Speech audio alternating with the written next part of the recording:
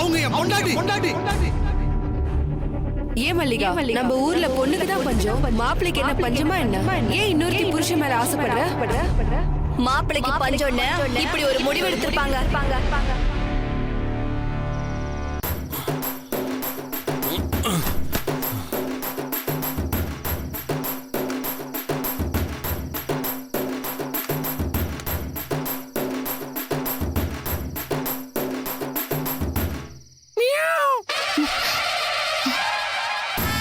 ஐயோ, அந்த ஆளு வந்துட்டானே, இப்ப என்ன பண்றது?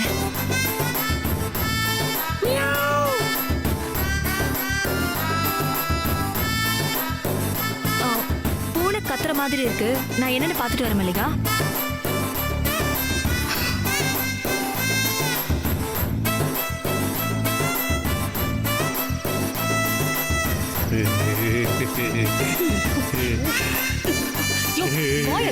எதுக்கா இப்ப இங்க வந்த? நீதான 12 மணிக்கு மேல வான்னு சொன்ன. மல்லிகா தூங்கிடுவான்னு நினைச்சு சொன்னேன், அவதான் இன்னும் தூங்கலையே. ஏன் எப்பவும் 10 மணிக்கெல்லாம் தூங்கிடுவாள்ல, இன்னைக்கு என்னவா? ஓ, பார்ட்டி முடியறதுக்கு லேட் ஆயிடுச்சா? எங்க பார்ட்டி பாதியிலே முடிஞ்சிருச்சு. பாதியிலே முடிஞ்சிருச்சா? ஆமையா. ஐயோ, அப்ப சரக்கு தீர்ந்ததால பாதியிலே முடிஞ்சு போச்சா? இப்ப எனக்கு சரக்கு இல்லையா? இப்ப நான் சரக்கு எங்க போவேன்? நேரத்துல கடை கூட எல்லாம் மூடி போனேன். இப்ப பார்த்தாலும் அந்த புத்தியாவே இரு. பிரச்சனை ஆயிடுச்சியா? என்னது பிரச்சனை ஆயி போச்சா? யாரவன் நம்ம வீட்டுக்குள்ளே ஒருத்த வந்து பிரச்சனை பண்றானா? பிரச்சனை பண்ணவன நான் தூக்கி போட்டு மூச்சிடுறேன் அவனை. ஆமா, நீ பெரிய சூரன் பாரு. சந்தடி சாக்குல இது நம்ம வீடுன்னு சொல்ற? இது நம்ம வீடா? மல்லிகாக்கு நீ வந்திருக்கிறது தெரிஞ்சதுன்னு வச்சுக்க, அவ உன்னை கொன்னு போட்டுடுவா. சரி, என்ன பிரச்சனை? அதை தெரிஞ்சுக்கிட்டு நீ என்ன பண்ண போற? அது சரி, அது தெரிஞ்சு நான் என்ன பண்ண போறேன்? நான் ஒரு வேலையா தான் வந்தேன். என்ன வேலையா வந்த? என்ன புஜ்ஜி நீ இப்படி கேக்குற? பார்ட்டியில மீந்து போன சரக்கு 4 புள்ள தேரும்ல? அதை விட அதிகமாவே தேரும். ஆனா இப்ப எதுவுமே தர முடியாது. ஏன் இப்ப பதற? அவன் இன்னும் தூங்கலையா? இன்னும் 1/2 மணி நேரம் ஆகும். அட்லீஸ்ட் இன்னும் 1 மணி நேரம் கழிச்சு வா, நான் எடுத்துறேன். போ. நீ தூங்கிட மாட்டியா? அதெல்லாம் நான் தூங்க மாட்டேன். நீ முதல்ல கிளம்பு. ரொம்ப நேரமா ஆளை காணோன்னு மல்லிகாக்கு சந்தேகம் வந்துடும். நீ முதல்ல கிளம்பு. 1 ஹவர்ல வந்துருவேன் செல்லக்குட்டி. இதுக்கு ஒன்றும் குறைச்சல் இல்லை. முதல்ல கிளம்பியா? ஐயோ, இப்படி போயா? போயா?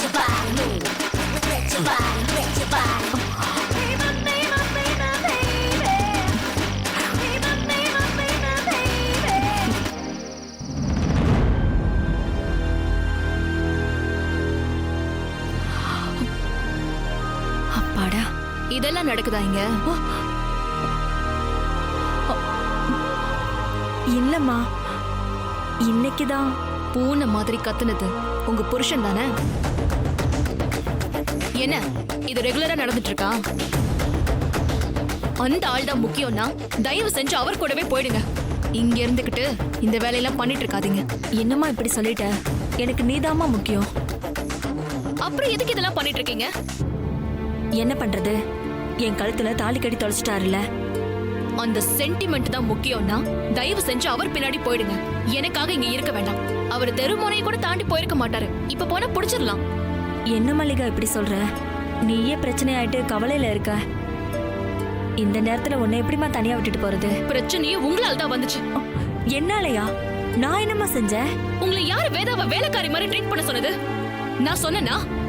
இல்லம்மா, அப்படி பண்ணா நீ சந்தோஷப்படுவியேன்னு. நான் சந்தோஷப்படுவேன். ஆனா நாகராஜ் இருக்கும்போது அவர் முன்னாடி நீங்க எதுக்கு இப்படி எல்லாம் பண்ணீங்க? அவர் பார்த்து சும்மா இருப்பாரா? இந்த பிரச்சனை உங்களால வந்தது தானே? It's my last and final warning. இன்னொரு தடவை நான் சொல்லாம நீங்களா ஏதாவது செஞ்சீங்க, அப்புறம் நடக்கிறதே வேற. நான் சொல்றத மட்டும் செஞ்சா போதும்.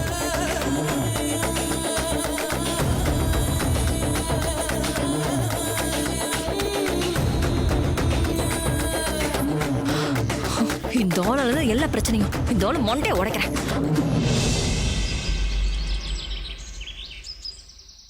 அவனை சும்மா விட்ட? அது எப்படி விடுவேன்? வேதாஜியை கை நீட்டி இருக்கான், விட்டுருவான் அவனை. நேரா போய் அவன் சட்டைய பிடிச்சு சும்மா பொலன்னு பொளந்துட்டல. ஆமா மல்லிகா என்ன பண்ணா? யாரு என்ன பண்ணாங்கன்னு நான் பார்க்கல. வேதாஜி கை பிடிச்சி இழுத்துக்கிட்டே வந்துட்டேன். அண்ணி யாருங்கறத அங்க சொன்னியா இல்லையா? அது எப்படி சொல்லாம விடுவேன்? எப்படா சான்ஸ் கிடைக்குன்னு வெயிட் பண்ணிக்கிட்டு இருந்தேன். கடைசியா என் பொண்டாட்டின்னு கெத்தா சொல்லிட்டு வந்துட்டேன். அப்போ பிளான் பண்ணி தான் வேதாவை கூட்டிட்டு போயிருக்கீங்க.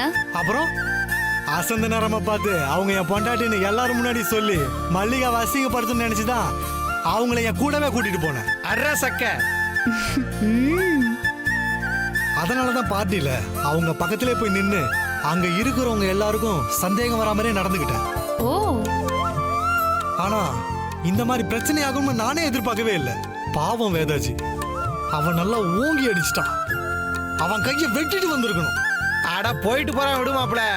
மாப்பிள அவனால தானே நீ மல்லிகாவை இவ்வளவு தூரம் அசிங்கப்படுத்த முடிஞ்சது.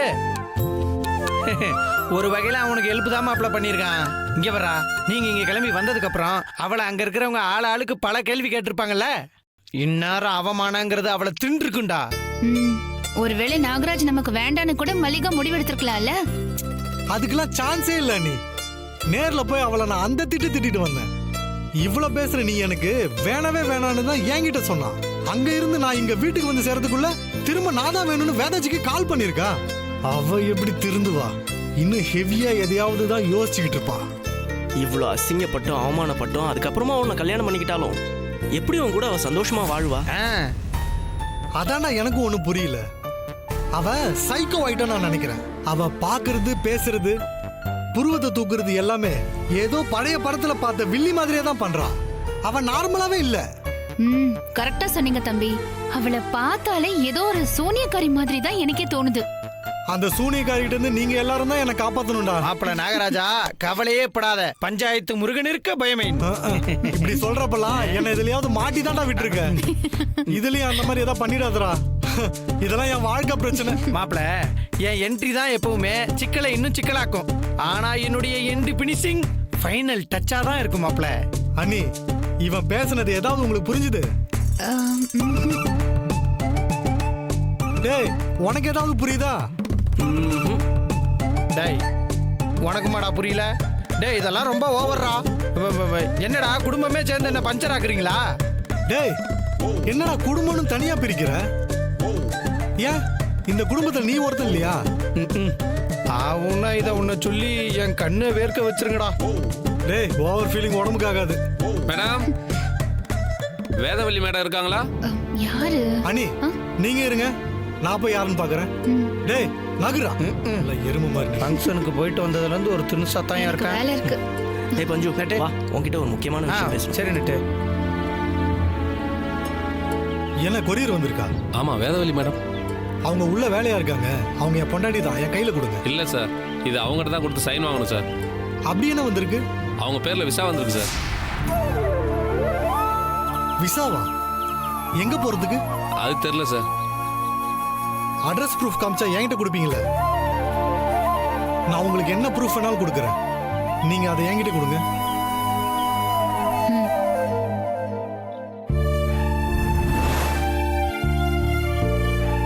நான் தான் வேதவள்ளி. என்னங்க ப்ரூஃப்? சரிங்க மேடம்.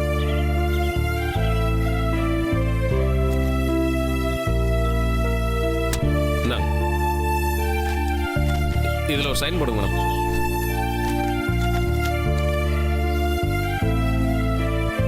இந்த இடத்துல போடுங்க மேடம்.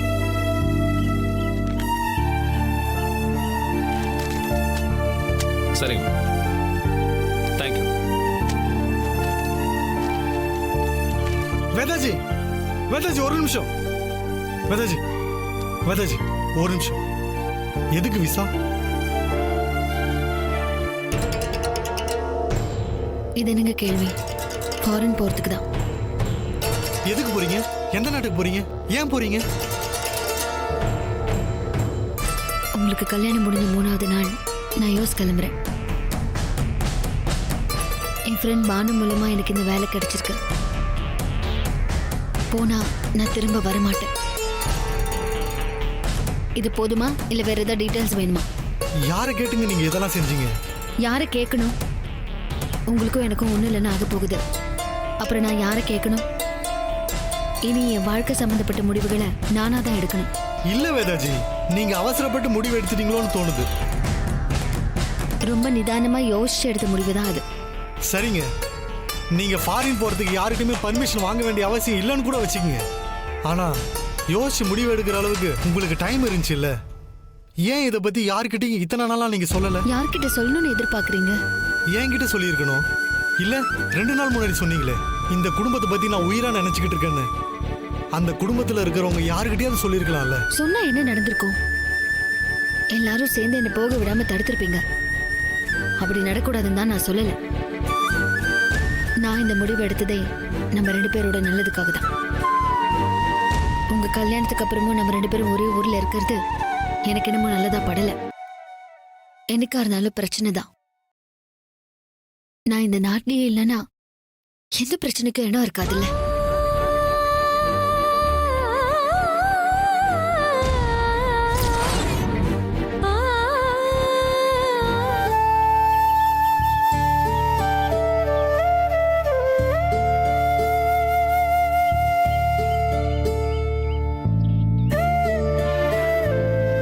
என்னதான் நினைச்சிட்டு இருக்காங்க அண்ணி அவங்க மனசுல? அதான்டா எனக்கு ஒன்றும் புரியல. கல்யாணத்தை எப்படி நிறுத்தணும்னு நினைச்சு நானே குழம்பி போயிருக்கேன். அதுக்குள்ள வேதாஜி இப்படி ஒரு முடிவு எடுத்துட்டாங்கன்னு நினைக்கிறப்போ எனக்கு என்ன பண்றதுனே தெரியல. அதான்டா உங்ககிட்ட எல்லாம் சொல்றேன். தம்பி, அவ ஏன் இப்படி எல்லாம் பண்றானா அது அவ மேல உள்ள பயத்தினாலதான். என்ன பயம்? அவளால உங்களை விட்டு பிரிஞ்சிருக்க முடியாதுங்கிற பயம் வந்துருச்சு. உள்ளூர்ல இருந்தா தன்னை அறியாம எங்க உங்களை தேடி வந்துருவாளோன்னு பயப்படுறா. அதான் தூரமா எங்கேயாவது போயிட்டா இந்த பிரச்சனையே இல்லைன்னு தான் இந்த ஏற்பாடெல்லாம் பண்ணிருக்கா. இதுல இருந்து என்ன தெரியுதுன்னா, இன்னும் அவளுக்கு கோவத்தை தாண்டி உங்க மேல பாசம் தான் ஜாஸ்தியா இருக்கு. அதனால எந்த பிரயோஜனமும் இல்லையா அண்ணி? ஒரு பக்கம் அவங்க ஊருக்கு போறதுக்கு ஏற்பாடு பண்ணிட்டாங்க, இன்னொரு பக்கம் கல்யாணத்துக்கு ஏற்பாடு பண்ணி வச்சிருக்காங்க. இது ரெண்டுத்துல எது நடந்தாலும் அண்ணனோட வாழ்க்கை போச்சு, அவ்வளவுதான். எதுக்காகடா இப்ப நெகட்டிவா பேசி அவனை இப்ப பயமுறுத்துற? இதுக்காக தான் அவன் நம்ம கிட்ட வந்து சொல்றானா? டேய், நான் பயமுறுத்துறதுக்காக சொல்லலடா. வேற எதுக்காக சொன்ன? ஒருத்தன் நம்ம கிட்ட ஒரு விஷயத்த வந்து சொல்றானா அதுக்கு நம்ம ஏதாவது சொல்யூஷன் சொல்லுவோம், இல்ல அவனுக்கு ஆறுதலா ஏதாவது பேசுவோங்கிறதுனால தான் நம்ம கிட்ட வந்து சொல்றான். ஆனா அதை எவனுமே இங்க பண்றது கிடையாது. அந்த பிரச்சனையே இன்னும் பெருசாக்கி அது இப்படி ஆயிருமோ அப்படி ஆயிருமோன்னு இன்னும் அவனை பயமுறுத்துறது. டேய், அதெல்லாம் தெரிஞ்சதுனால தானடா அவன் நம்ம கிட்ட வந்து நிக்கிறான். திருப்பி அதையே பூதாகரமாக்கி அவனை பயமுறுத்தது எந்த வகையில நியாயம்னு எனக்கு தெரியல. டேய், எனக்கு இருந்த பயத்தை நான் வெளியில சொன்னேன். இதுல என்னடா தப்பு இருக்கு? சொல்லாதேங்கிற நட்டு. அப்படியே ஒரு விஷயம் உனக்கு தோணுச்சுன்னா கூட அதை உன் உள் மனசுலயே வச்சுக்கடா. அந்த விஷயத்துக்கு ஏதாவது சொல்யூஷன் இருந்தா மட்டும் சொல்லு. அவனே ஏற்கனவே பயந்து போய் கிடக்குறான், அவனை போய் இன்னும் பயமுறுத்திக்கிட்டு கிடக்குற. தம்பி, எனக்கு என்ன தோணுதுன்னா, நீங்க தேவையில்லாம பயப்பட வேண்டாம். மனசுக்குள்ள இவ்ளோ பயத்தை வச்சிருக்கிறவ எப்படி உங்களை விட்டுட்டு போவா? உண்மையிலேயே உங்களை விட்டுட்டு போயே ஆகணும்னு நினைக்கிறவ எல்லாத்தையுமே ரகசியமா தானே பண்ணிருப்பா. ஆனா இவ எல்லாத்தையுமே உங்களுக்கு தெரியற மாதிரி தான் செய்யறா. அப்போ அவளுக்குள்ள ஒரு ஆலோசனை இருந்துகிட்டே தான் இருக்கு. புரியல அண்ணி. கூழுக்கும் ஆசை மீசைக்கும் ஆசைன்னு ஊர் நாட்டுல சொல்லுவாங்கல்ல, அதுதான் இப்ப அவ இருக்கிற சிச்சுவேஷன். உங்களை விட்டுட்டு போகணும்னு அவ புத்தி அவகிட்ட சொல்லிக்கிட்டே இருக்கு. ஆனா அவ மனசு அதை கேட்கவே மாட்டேங்குது. அதனாலதான் அவ எல்லாத்தையுமே உங்களுக்கு தெரியற மாதிரியே பண்ணிட்டு இருக்கா. உங்களுக்கு தெரிஞ்சா நீங்க என்ன செய்வீங்க? அத போய் எப்படியாவது தடுத்துருவீங்க. அவ போக முடியாதபடி பண்ணிடுவீங்க. அது நடக்கணும்னு தான் அவ உள் மனசு நினைக்குது. அப்போ அவ ரொம்ப வீக்கா தான் இருக்கா. அதனால அவளை லைட்டா தட்டினா கூட போதும், அவ உதிர்ந்து உங்க பக்கம் விழுந்துருவா. ஆனா எந்த பக்கம் தட்டணுங்கிறது தான் நமக்கு தெரியல. அதுதான் இப்ப பிரச்சனையே. அதை மட்டும் கண்டுபிடிச்சிட்டோம்னா அப்புறம் நமக்கு மல்லிகா மட்டும்தான் பிரச்சனை.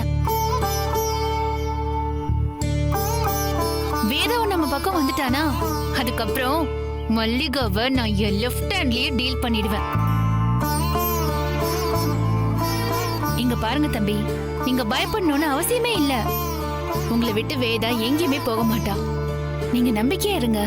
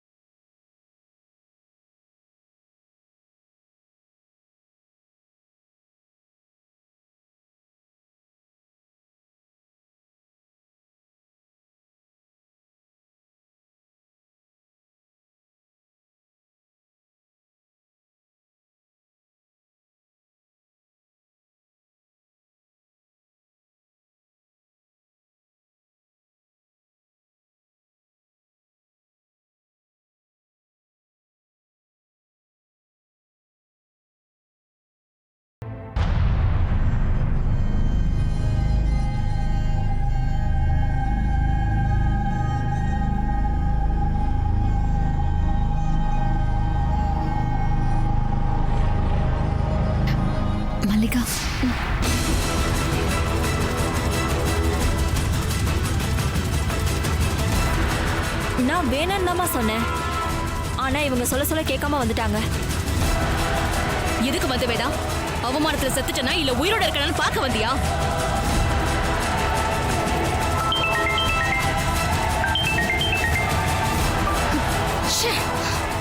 காலையில இருந்து இந்த மாதிரி 1000 போன் வந்துருச்சு.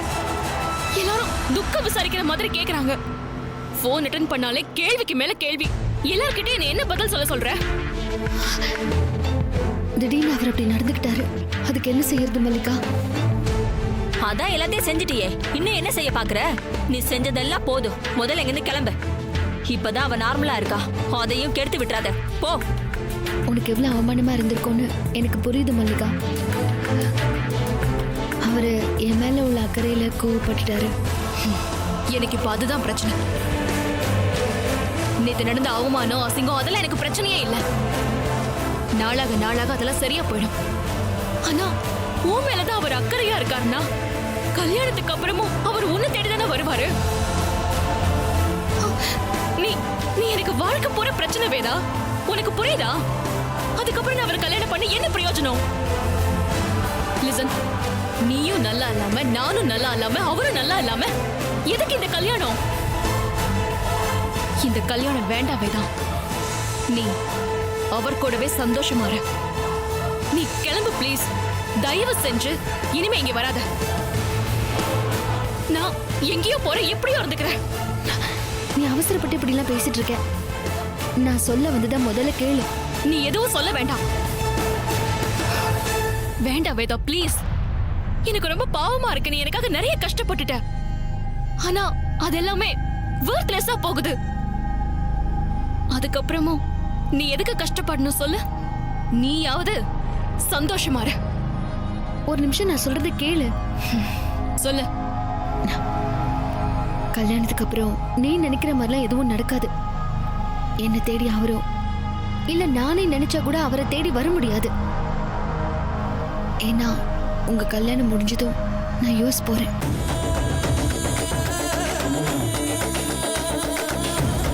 அதுக்கான வீசா எனக்கு வந்துருச்சு. அதை காட்டிட்டு உங்ககிட்ட சொல்லிட்டு போலான்னு தான் வந்தேன்.